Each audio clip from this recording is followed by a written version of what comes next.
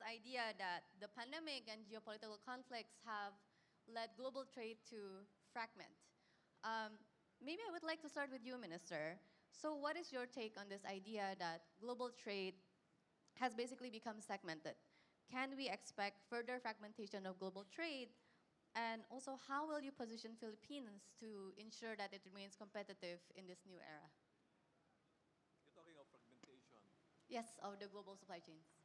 Yeah, the buzzword of deglobalization has led into thinking that there will be a fragmentation.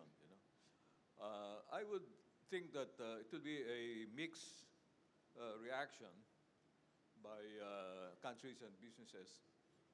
For certain sectors, the fragmentation is expected, particularly those sectors that involve security, national security, and critical sectors.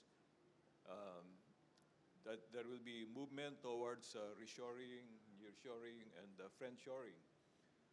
But in certain areas, certain sectors, I think there will be greater integration because businesses will always seek for cost advantages and for efficient operation. So for those types of businesses that will benefit from low-cost production in certain areas, there will be a natural attraction to continue dealing with countries that can provide that low-cost option, as well as more efficient operation. Also, there are sectors, I'm thinking particularly of digital services, where the challenges, supply chain challenges of physical goods will not be present.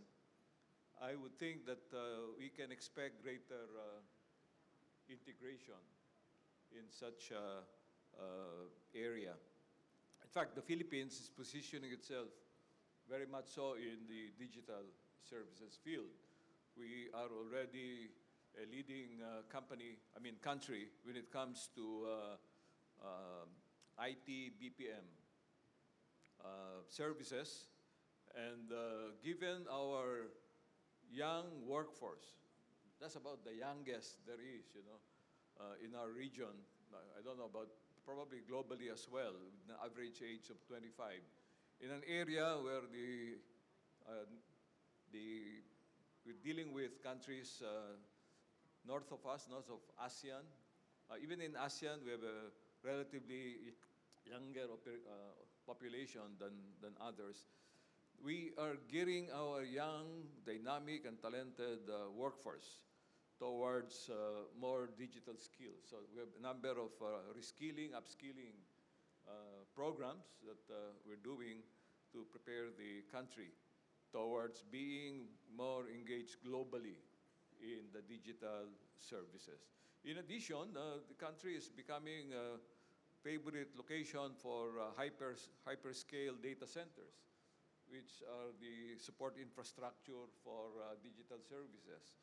And also the linking of the Philippines via superhighway, cyber superhighway, connecting the Philippines to Japan and the US, and possibly to Europe also by the extension of the cable that's now being laid out between Europe and Japan.